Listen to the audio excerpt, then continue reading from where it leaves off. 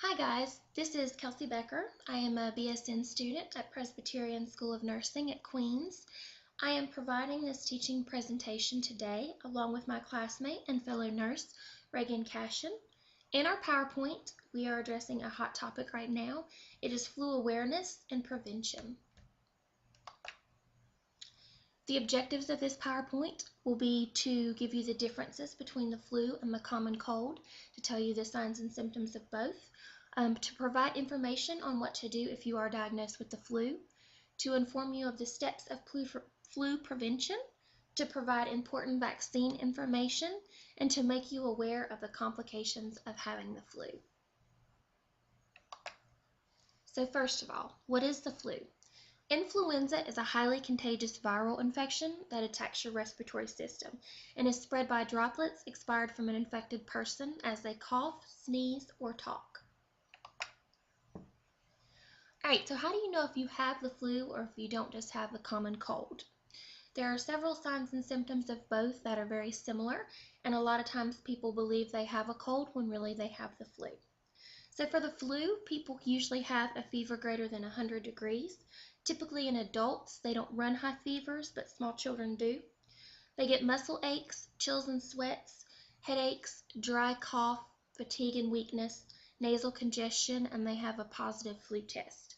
Something that's not listed on here is also nausea, vomiting, and diarrhea, which I know from my own personal experience this year with the flu. For the common cold, people usually have a runny or stuffy nose, a sore throat, cough, congestion, a mild headache, sneezing, watery eyes, a low-grade fever, or mild fatigue. And here's a little funny for you guys. It says, I know our computer has a virus, but I promise that you didn't get this virus from the computer. So let's talk about how the flu is spread.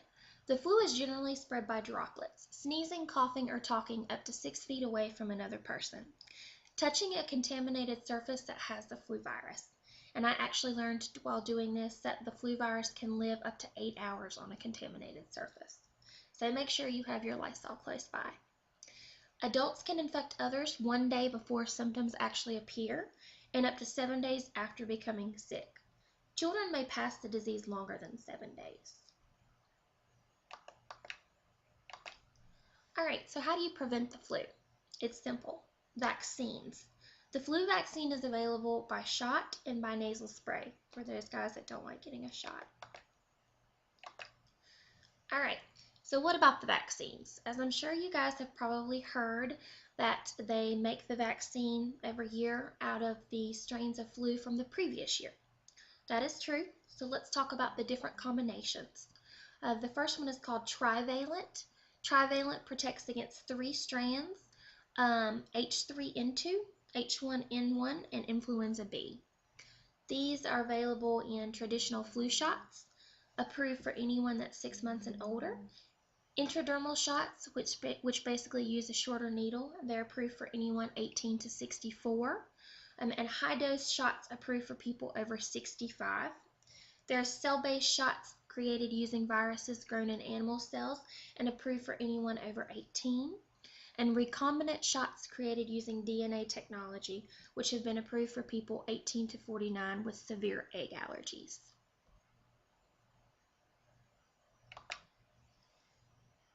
The next type of vaccine is called quadrivalent. These protect against 4 strains of the flu, H3N2, H1N1, and 2 strains of influenza B.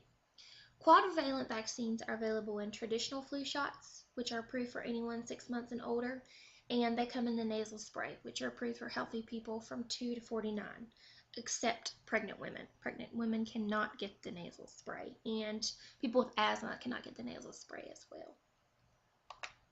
Alright, so when do you get the vaccine and how effective is it? You want to get the vaccine as soon as it is offered in your area. You want to make sure that you're healthy before you get the shot. You cannot go in being sick or having a fever. If you have asthma, you can actively be having multiple asthma attacks. You need to be healthy. Peak flu season is typically in January and February, which this year it definitely has been. I've actually seen it start somewhat in December this year as well. The earlier you get it, the more effective it is. You can actually still get it in December and January if you didn't get it before. It takes 2 weeks for the antibodies to develop in your body after getting the vaccine before you're actually protected. During this time, you still can catch the virus. Getting the vaccine actually makes you 60% less likely to get the flu. That's a high enough percentage for me. I don't know about you. Alright, so there are some side effects of the vaccine, like there are with many vaccines. The shot can cause soreness, redness, and swelling at the injection site. Fainting, mainly in adolescents, headaches, fever, and nausea. The nasal spray can cause a runny nose, wheezing, a headache, vomiting, muscle aches, and a fever. There is a myth that goes around every year. People, I hear them all the time tell me that they got the flu from the vaccine. Studies have shown you cannot get the flu from the vaccine. The side effects that the vaccine may cause may make you feel like you have the flu, but you do not actually have the flu. All right, so along with getting the vaccine, what are some other ways to help prevent the flu? Well, some obvious things you can do, and of course the most obvious thing we do as a nurse, is to wash your hands. Wash your hands with every person you come in contact with. If you are at someone else's house and you touch a surface, I always wash my hands. Wash your hands after you use the restroom. Wash your hands. Also, covering your cough. It is, like I said before, spread by droplets. So if you cover your cough, you're preventing your spit, basically, from getting on someone else. There are several things that I like to do, especially this year when I had the flu.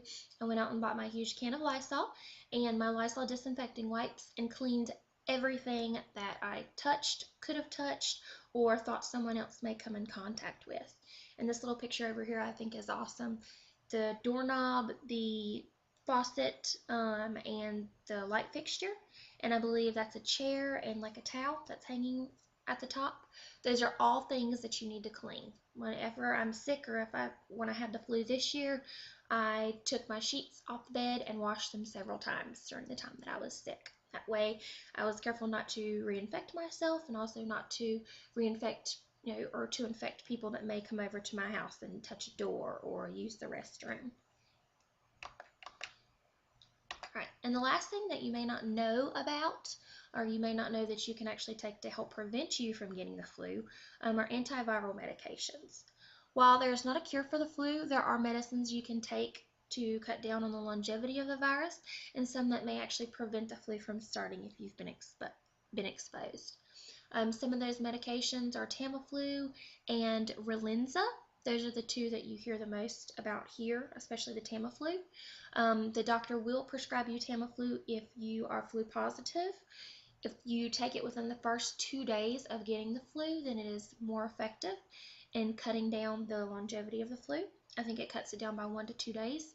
Also, for you nurses that work bedside nursing that may come in contact with a patient that has the flu, I did not know this, but apparently if you take a dose of Tamiflu, if you start the Tamiflu pack, that will actually help cut down on your chances of getting the flu.